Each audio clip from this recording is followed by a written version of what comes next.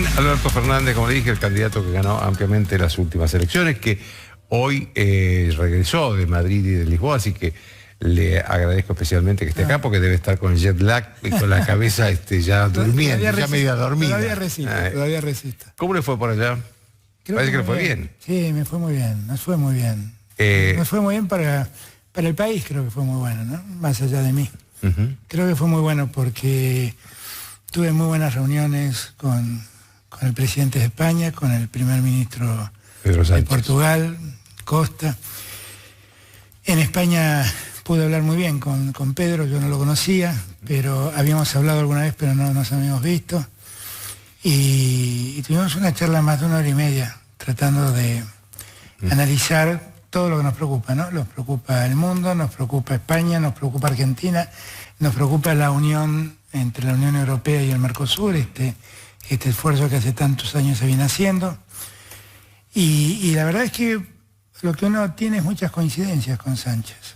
Pues la visión que uno tiene de la política, la visión que uno tiene de nuestros países, de cómo trabajar juntos, la preocupación, yo le transmití mucho la preocupación por el fondo.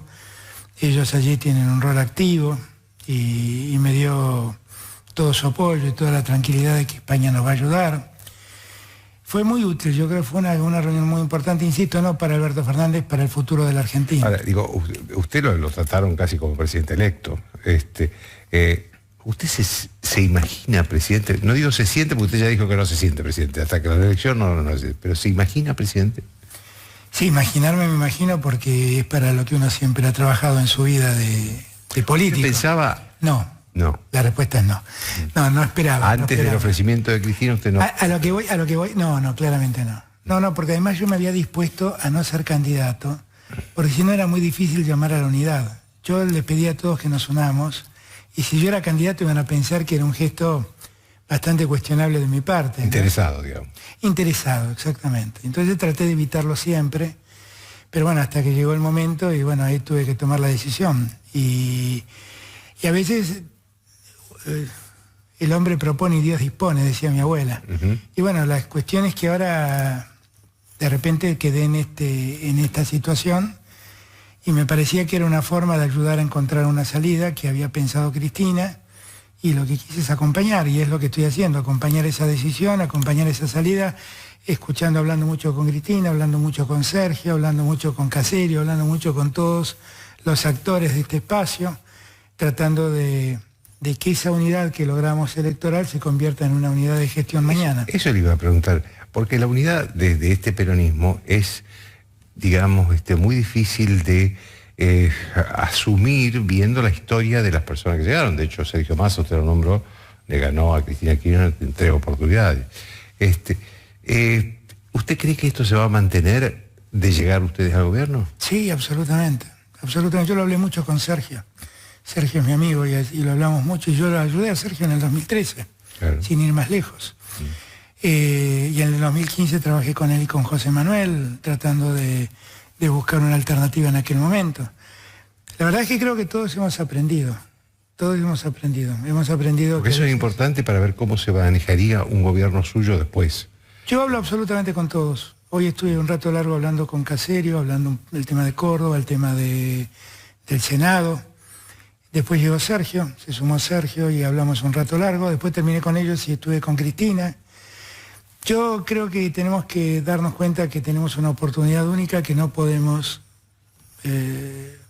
desperdiciar en términos de expectativas sociales. Yo sé que estoy despertando una esperanza, una expectativa, y yo sé que lo único que no puedo hacer es equivocarme, porque eso para la gente sería trágico. Ahora, ¿usted cree que los primeros años, los primeros 2 años, 1 año, no sé, van a ser difíciles para los Sí, van a serlo, claro que van a serlos. ¿En qué sentido? Pero van a serlo. Van a hacerlo porque vamos a recibir una economía muy diezmada, muy destruida, y un escenario internacional poco fácil. Lo que pasa es que esta vez la gente tiene que tener una tranquilidad, que es que quien gobierne no va a ir sobre la gente. Le va a pedir a la gente que lo acompañe y va a trabajar para que la gente la pase mejor. Y yo estoy seguro que vamos a poder luchar contra el hambre que hoy aqueja a la Argentina, contra la pobreza que hoy aqueja a la Argentina, que vamos a poder mejorar la calidad institucional, que vamos a poder devolver el trabajo a muchos, que vamos a recomponer el salario de los muchos que han visto caer su salario, porque nosotros no concebimos la economía en los términos que lo concibe el gobierno. El gobierno redujo el PBI a la mitad de lo que era, ¿no? El 2015, bueno, por la devaluación, ¿no? Claro, exactamente. El PBI se mide en dólares. Exactamente. Pero además, por el cierre y la caída de la actividad económica, ¿no? Que es constante, sostenida y muy dañosa. Entonces, nosotros no estamos conformes con este PBI. Nosotros lo que queremos es que este PBI crezca y tenemos que ayudar a ese crecimiento. Ahora, esa es una gran diferencia, porque para que la gente pueda entenderme de qué hablo. Nosotros estamos en presencia de un gobierno que se ha acostumbrado a vivir con la economía achicada. Y nosotros no nos resignamos a esta economía chica. Nosotros vamos a una economía donde el consumo vuelva a asomar, porque si aparece el consumo va a aumentar la producción y va a aumentar el empleo. Y así vamos a sacar a los argentinos que cayeron en la pobreza de este estado en el que hoy están. Yo escuchaba una declaración suya que decía que va a respetar las obligaciones de deuda del país, pero, digamos, sin desatender a los argentinos. Absolutamente. Sin pedirle más ajuste a los argentinos. ¿Cuál es el programa? Porque yo veo que tanto en usted como en el gobierno no hay programa. Pero hay que entender una serie de cosas, ¿no? Es como un revival todo esto. De la misma discusión que teníamos en el año 2003, que nos decían, bueno, pero Néstor no tiene un programa. Néstor no tenía un programa, pero tenía reglas que respetábamos. No, eran las famosas 5 reglas. Todo lo que hacíamos en economía tenía que preservar el déficit fiscal, el superávit fiscal, perdón, tenía que lograr el equilibrio fiscal, tenía que lograr el superávit comercial, tenía que favorecer la acumulación de reservas, teníamos que tener un dólar competitivo para que la producción argentina se pueda vender en el mundo y teníamos que desendeudarnos. A esas 5 reglas tenemos que agregarle una sexta. Todo lo que hagamos tiene que contener y hacer bajar la inflación. Entonces, sobre esta base, todo lo que hagamos va a estar regido por estas 6 reglas. Absolutamente. Porque es el escenario que nos toca hoy en día. Ahora, yo comenté que lo primero que tenemos que hacer es, en términos futbolísticos, parar la pelota. Parar la pelota quiere decir ponernos de acuerdo entre todos para que durante 180 días podamos recomponer salarios sin que esto signifique un aumento de la inflación. Una convocatoria a sindicatos. Exactamente, a todos los sectores. A los sectores. Yo estoy viajando, espero mañana poder hablar con el presidente de la UIA y estoy viajando el miércoles a Tucumán para asumir allí un compromiso expreso con la industria. Para mí la industria es central en la Argentina del futuro. Hay que volver a ponerla en marcha, hay que volver a revivirla. Tiene que ser la generadora de fuentes de trabajo que la Argentina necesita. Y tengo que hacer un acuerdo con los industriales. Y tengo que hacer un acuerdo con el campo. Y tengo que hacer un acuerdo con los que trabajan. Eso le iba a preguntar. Entonces, ¿usted privilegiaría la industria en lugar del campo? No. Los dos son muy importantes. Yo se lo dije a la mesa de enlace cuando vinieron a verme. Ellos tienen que ser mis socios. ¿En qué sentido? La Argentina, para poder pagar, tiene que exportar y ellos son los que pueden exportar en inmediato. Y tengo que ayudarlos a que exporten. Tengo que ayudarlos a que ganen mercados. Tengo que ayudarlos a que vendan sus productos. No son mis enemigos, son mis socios. Son los socios de la Argentina, no los socios de Alberto Fernández. Cuando usted habla de que se imagina presidente, ¿cuál es la prioridad para usted hoy si mañana tuviera que asumir? La prioridad es el salario de la gente y las jubilaciones. Porque a partir de allí empieza a moverse todo, Joaquín. A partir del consumo. Y el consumo se ha caído porque el salario real y las jubilaciones cayeron más de 20 puntos, en términos reales. Eso hay que recomponerlo. Hay que recomponerlo pronto. Y cuando yo digo que los jubilados no paguen más sus medicamentos, no solo es un hecho de justicia, es también un mecanismo de indirecto para favorecer su consumo. Es dinero que dejan de gastar en medicamentos para empezar a consumir otras cosas. Entonces, todo eso... ¿No van a pagar nada? ¿Cómo? ¿No van a pagar nada de medicamentos? Pero así era. Dejaron de hacerlo en este gobierno, porque utilizaron una mala lógica. Por ejemplo, la lógica que dice que si un jubilado tiene un auto puede pagar sus medicamentos. ¿Cómo es esto? La lógica que dice que si un jubilado tiene un departamento puede pagar sus medicamentos. ¿Qué es esto? ¿Alguien que trabajó toda su vida no puede tener un autito y una casa? Ahora, los jubilados que ganan la mínima, que es el 80% de la Argentina, ganan 11.500 pesos aproximadamente. Ahora hubo un aumento, pero eso es lo que estaban ganando hasta ahora. El 30% lo consumían en en medicamentos. ¿A usted le parece razonable? ¿Qué tiene que ver que alguien que gana eso deba pagar los medicamentos porque tenga una casa o un auto? Es un disparate, fue una mala idea. Fue una mala idea. Yo no tengo dudas que tuvo el objetivo de tratar de preservar a los que aún tenían menos, pero no fue una buena solución, fue una muy mala solución. Dígame, en esto de dar más salarios y a la vez como objetivo frenar la inflación, ¿no se enfrenta un poco con los economistas ortodoxos? Sí. Pero usted sabe que yo muy ortodoxo no soy en eso, ¿no? Esa es la verdad. Yo ahí siempre repito lo mismo, ¿no? Creo que lo dije en el programa cuando estuve acá, no me acuerdo. Si lo dije, discúlpeme, pero que como dice Mirta Legrand haya cambiado el público, para que no me escuche decir lo mismo. Digo,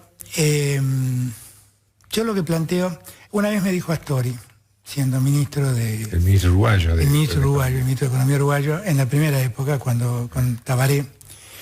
Y él me decía que manejar el Ministerio de Economía de nuestros países es como manejar un taller mecánico. Puede venir 2 autos con un problema de carburación, pero para desarmar un carburador hace falta una llave de 4 pulgadas y para desarmar el otro una llave de 10. No siempre se desarman los carburadores con la llave de 4 pulgadas. ¿Qué me decía Astori con esto? Que en verdad no hay una regla para resolver los problemas de nuestras economías. Que hay momentos en que hay que ser liberal y que hay momentos en que hay que ser más heterodoxo, más keynesiano si quiere, y que así se va llevando adelante la economía de los países. Y a mí me quedó grabado eso, yo no soy un economista, yo soy alguien que trata de entender y algo de economía sabe, pero no soy un economista. Y a mí esa idea para mí fue muy, muy ejemplificadora de cómo debemos pensar la economía, sin dogmas. Miren, por dogmas hicieron el estrago que hicieron. Esto es lo que nos pasó. Creyeron que había que combatir la inflación sobre la base de bajar el consumo, porque bajando el consumo se bajaba la demanda y bajando la demanda se atacaban los precios. Nunca pasó eso, Joaquín. Nunca pasó. Y hasta el día de hoy siguen hablando de que el problema inflacionario en Argentina es un problema monetario.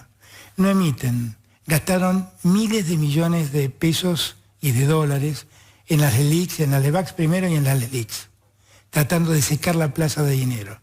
Hicieron caer el salario real y las jubilaciones un 20%. Destruyeron el consumo en Argentina. ¿Bajó la inflación? Entonces esa no es la causa. A veces los dogmas y la ortodoxia en verdad nos encierran en los peores caminos. Claro, pero déjeme que una inquietud, porque realmente esto, ¿cómo va a bajar la inflación si venimos de 2 gobiernos? Porque también Cristina tuvo inflación alta y Macri tuvo inflación más alta todavía. Macri multiplicó por 2 la inflación que dejó claro, Cristina. Entonces, ¿cuál es el mecanismo? Porque me parece que la inflación forma parte de este país ya. Yo esto lo hablé con la gente del fondo. Y con un trabajo que en algún momento me acercó Axel, yo pude ver, y que después constaté la corrección de esos datos, y que también lo constató el fondo, que esto es lo más importante. En la Argentina hay un nivel de concentración de la economía muy peligroso. Y nunca miramos si los problemas de los precios no tienen que ver con la concentración de la economía. Por ejemplo, la industria de la panificación está en el 80% de la comercialización de lo panificado está en manos de una empresa.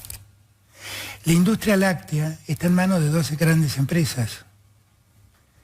La industria cervecera está en manos de 3 empresas. Entonces, cuando uno empieza a revisar eso, el nivel de concentración es enorme. Y nunca nos preguntamos... ¿Pero qué va a hacer con eso? ¿Va a separar? ¿Va a crear? No, por ahí lo que hay que generar es más competencia. Por ahí hay que favorecer la competencia. No se trata de desguazar para que nadie piense, ni de expropiar ninguna de esas cosas. Es tratar de generar una competencia que se fue perdiendo en época de Cristina y se profundizó en época de Macri. Es esto lo que pasó. Ahora, nunca investigamos si en esa concentración no estaban las causas de la inflación. Y tal vez haya que buscarlas ahí. Eso es algo que en algún momento, en épocas de Cristina, se insinuó, pero que nunca se profundizó acabadamente. Porque se fueron viendo las cadenas de comercialización, que también ahí hay un problema de incremento de... En la formación de precios. En la formación de precios. Y tal vez haya que ver todo eso. Lo que sí digo es que a esta altura no podemos seguir diciendo que la causa de la inflación es meramente monetaria. Es obvio que no es así. Ahora, precisamente la expresidenta Cristina Kirchner habló el fin de semana en Misiones y habló de un nuevo orden. y de un contrato social nuevo. ¿Usted sabe a qué se refería? A esto que estoy hablando. Y a muchas otras cosas. Hay algunos que ya interpretaron que es reforma de la Constitución. No, miren. No hay ninguna posibilidad de que a mí me convenzan de que hay que reformar la Constitución. Cuando yo le pregunto a los amigos del kirchnerismo del que yo fui parte en su fundación, les digo, ¿ustedes no creen que el gobierno de Néstor fue muy virtuoso? Todos dicen que sí. Y lo hicimos con esta Constitución. ¿Por qué hay que cambiar la Constitución? No es la Constitución el problema. Yo definitivamente estoy seguro que no es la Constitución. Cuando Cristina habla del nuevo orden, es la idea de generar otros compromisos. Otros compromisos. Es inadmisible que en Argentina haya hambre, Joaquín, y que todos lo miremos y lo analicemos como un dato estadístico y no nos ocupemos como sociedad a terminar y ayudar a terminar con el hambre, a combatir el hambre. Es inadmisible, ese es el contrato que tenemos que firmar entre todos. Ponernos todos, nos enorgullecemos de que podemos darle de comer a 400 millones de habitantes del mundo y no podemos resolver el hambre de 15 millones de gente pobre en la Argentina. ¿A qué se debe? ¿Dónde está el déficit para que eso no se llegue? Es que yo creo que hay un problema de concentración, hay un problema de intereses, y hay un problema de descuido, de falta de políticas que armonicen los intereses del conjunto detrás de este objetivo. Y eso tenemos que hacerlo, y debe ser prioridad. Están declarando la emergencia alimentaria. Es un tema que lo que estamos discutiendo es si le damos más recursos para seguir con el asistencialismo del hambre. Y está bien, porque es un problema, es una tragedia. Sí, hay que comer todos los días. Claro, es una tragedia argentina.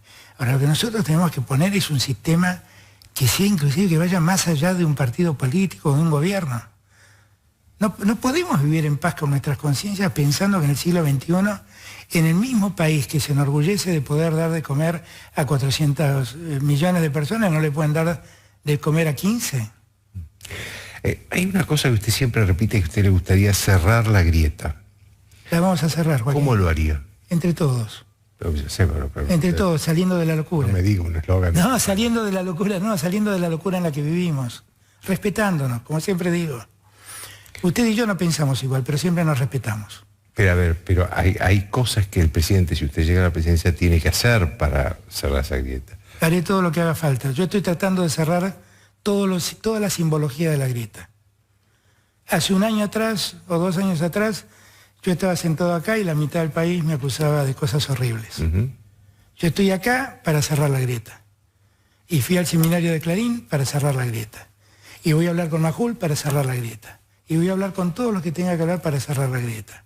Estoy terminando con los símbolos de la grieta. Después están nosotros, como sociedad, respetarnos. Usted, por ejemplo, si es presidente, llamaría a la oposición en consulta. Yo hablo con todos, Joaquín, si usted me conoce, yo hablo con todos. También. La verdad, créamelo. Fernández eventualmente presidente. Y seré lo mismo, porque para mí la política es hablar, dialogar, ponernos de acuerdo. No es tirarnos de los pelos, no es pelearnos. Está claro que a veces defendemos cosas distintas, pero podemos defender cosas distintas de un modo civilizado, Joaquín. Y lo que tenemos que recuperar es esa posibilidad de dialogar, de hablar. Y que no tiene que ser un hecho excepcional, porque esto es lo llamativo. ¿Sí? Alberto, usted ha dialogado siempre, pero si es presidente va a seguir dialogando. Y sí. Pero además ¿también lo llamaría Macri, por ejemplo? Y sí. ¿Como el presidente? Sí. Y Macri me escribe y yo le contesto todas las veces que me escribe. Durante años no me escribió, está bien, no tenía por qué escribirme, también quiero ser franco, no tenía representación institucional, no era parlamentario, no tenía por qué escribirme. Pero nunca me escribió, pero cuando me escribió siempre le contesté. Y he contestado a todos los que me escriben y a todos los que me hablan. La verdad es que a mí me parece que eso es como un valor agregado que ya está en los que hacemos política. No entiendo otra forma de hacer política. Usted habló recién de los intercambios con el presidente. ¿Cómo es el diálogo de ustedes? Porque nunca se llevaron muy bien, acéptelo. Sí, bueno, es que pensamos muy distinto y tenemos miradas muy distintas del país y de la sociedad y creemos cosas distintas, sí, claramente es así. Pero eso ha sido siempre así. Ahora, hablar con los que piensan como uno es una soncera, eso es facilísimo. Lo difícil es hablar con los que piensan distinto. Ahora, el presidente le tocó estar en el lugar que le tocó estar, en el momento que le tocó estar, es un presidente cuyo poder político se ha enflaquecido.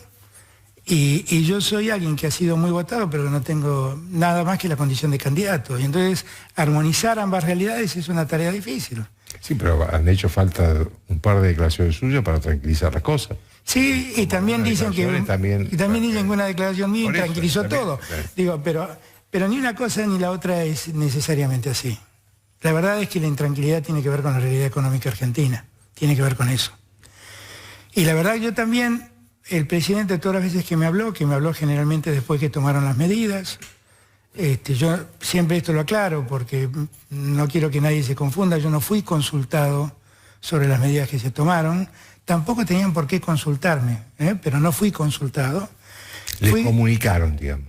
Sí, en los hechos me avisaron que iban a salir medidas que después miraba como usted por televisión o por radio o por leía en los diarios. Pero está bien, yo... La única observación que hice fue después que se tomaron las declaraciones, se tomó esa decisión del reperfilamiento, como lo llaman ahora. No, reestructuración de la deuda, digamos la cosa. Es que no, es que si lo digo yo parece que los mercados saltan, lo dijo usted, no lo dije yo. Entonces, cuando tomaron esa decisión, lo único que le dije al presidente me parecía, si no habían tenido ningún cuidado, no le habían prestado atención al mercado cambiario y al bancario, me parecía necesario tomar alguna decisión para evitar la fuga, la salida de dólares de los depósitos. Para lo cual le propuse claramente un feriado bancario, un feriado cambiario. Él creyó que no era necesario. Bueno, para mi desgracia, en esos 2 días se fueron 3.000 millones de dólares. Y el domingo tomaron medidas que se aplicaron a partir del lunes y que parece que están surtiendo efecto, bienvenido sea. Unas preguntas sobre cuestiones concretas que pasaron en esta semana. Una frase polémica que motivó cierta polémica de usted sobre la política petrolera y vaca muerta. Yo no estaba hablando del petróleo. Aclarémosle a la gente que no siguió que usted tuvo una Cámara del Congreso de los Diputados, que se llama ya la Cámara de Diputados de España, habló, y acá se dijo que habló en contra de la política petrolera. No, nada más lejos de la verdad. Fue una pregunta que me hicieron sobre ciencia y tecnología. Entonces yo dije algo que siempre digo. Las sociedades más ricas son las que han desarrollado la inteligencia. Entonces planteé un ejemplo, el petróleo. Y planteé el caso de los países africanos, que nadan en lagunas de petróleo si son tan pobres. ¿Por qué? Porque tienen que recurrir a la tecnología. O Venezuela. Tienen que recurrir a tecnología de otros. O nosotros. Lo que pasa es que nosotros no tenemos tampoco tanto petróleo, más allá de que Vaca Muerta es un reservorio muy importante. Pero hablo de países, Venezuela es el primer productor del mundo, y estoy hablando de países como Nigeria, Angola, que nadan en petróleo, pero que bueno, para sacarlo tienen que recurrir a la tecnología de otros. Entonces lo que yo estaba planteando justamente es que terminan esos países recurriendo a las multinacionales para poder extraerlo. E inmediatamente aclaré, yo no tengo ningún problema con las multinacionales. Solo digo que sería mucho mejor para nuestros países haber desarrollado la tecnología porque aprovecharíamos mejor nuestras riquezas. Eso fue todo lo que dije. La verdad, un perogrullo. Nada original lo que dije, esta es la verdad. Es decir, pero lo que pasa es que alguien... con la política de explotación y explotación continuaría. Ahí Cristina hizo las cosas muy bien. Claro, Cristina hizo las cosas muy bien, Macri la siguió hasta que ahora alteró un poco los contratos, pero siguió con esa política y obviamente que hay que seguir con esa política. Obviamente. Y obviamente que hay que seguir atrayendo el capital transnacional para que venga a invertir en Argentina y desarrolle Vaca Muerta. Obviamente que es así. Lo que pasa es que yo no estaba hablando de eso, estaba hablando de tecnología, que no tenía nada que ver. Dígame, el otro tema es, ¿qué le pasa con la justicia? Nada, quiero como usted la mejor justicia para los argentinos, eso quiero. Y lo que pasa es que no tenemos la mejor justicia. Eso nos pasa. Y la verdad es que a mí me preocupa porque cuando hablamos todos en privado, todos decimos que mal que anda la justicia. Y cuando lo digo, anda mal la justicia, claro, yo lo digo en público. No, y si yo lo sé, pero no lo digo por usted porque me lo está preguntando. Pero muchos se raja la vestidura y dicen, qué barbaridad, dice que la justicia no funciona. Y sí, todos sabemos que la justicia federal no funciona. Todos sabemos que hace décadas la justicia federal va cambiando de bando a partir del poder de turno. Y yo justamente planteo estas cosas. ¿Qué va a hacer, Alberto? Porque posiblemente cuando usted llegue, la justicia federal vuelva a cambiar de bando hacia usted, si es así. Mire, yo no pienso hacer política en los tribunales. Yo desprecié a los que hacen política en los tribunales. No me voy a volver un ser despreciable haciendo política en los tribunales. Que los tribunales hagan lo que tengan que hacer y yo tengo que ocuparme, mire, del hambre, de la pobreza, de la industria, del campo, de exportar, de pagar la deuda. Fíjese todo lo que tengo que hacer. Yo no me ocupo. Que también los hechos de corrupción del gobierno de Cristina Kirchner van a seguir siendo investigados. Se investiguen. Yo lo único que pido es que se investiguen respetando los parámetros del Estado de Derecho, que es lo que yo siento que se ha vulnerado.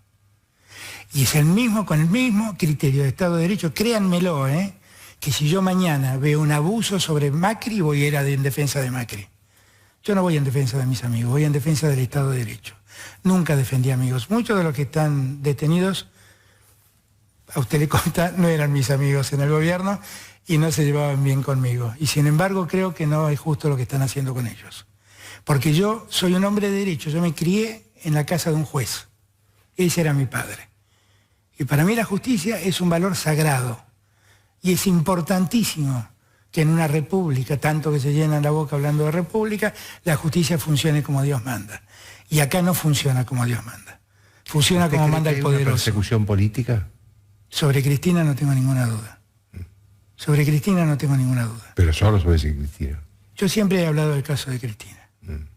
En América Latina hay 3 casos insoportables en términos de derecho, que es el caso de Cristina en Argentina, el caso de Lula en Brasil, el caso de Rafael Correa en Ecuador. Insoportable con la lógica judicial y con la lógica jurídica. Insoportable. Y callarse es permitir que esos antecedentes mañana lo apliquen sobre usted, sobre Macri, sobre cualquier otro. ¿No se dan cuenta cuando yo reclamo estas cosas? Estoy reclamando también por los que en el futuro pueden llegar a padecer estos antecedentes. Es un escándalo. Y lo sabemos todos. El candidato vicepresidente de Macri decía lo mismo que yo, decía exactamente lo mismo que yo. Decía que había detenciones arbitrarias. Él lo fue a visitar debido a la cárcel. ¿Por qué cuando lo digo yo estoy en defensa de alguien? Cualquier hombre de bien que vea cómo ha funcionado la justicia y cómo se han generado detenciones en este último tiempo, hace lo mismo que yo, Joaquín, no tenga duda. Una última pregunta. ¿Va a ir al debate? Y sí, me manda la ley. No, me manda la ley. Por ahí leí que ponían en duda su presencia. No, voy a ir, pero a mí hay 2 aspectos del debate que me preocupan. Primero, que me parece que el debate ha sido pensado y montado como una lógica mediática que no sé cuánto le sirve al votante. Pero si quieren que debatamos así, debatimos así. El segundo es el momento del debate. Yo eso no puedo ocultarlo, ¿no? Es un debate con un presidente que quiere reelegir en una situación de mucha debilidad, en una economía profundamente inestable. Y que tiene contendientes de fuste como Labaña, como Espert. Yo no me estoy poniendo entre ellos para no ser antipático. La verdad es que no entiendo muy bien el sentido de eso. Pero bueno, es una ley y yo no puedo hacer nada por alterar eso. Le agradezco mucho. No, gracias Joaquín, muchas gracias. Una pausa.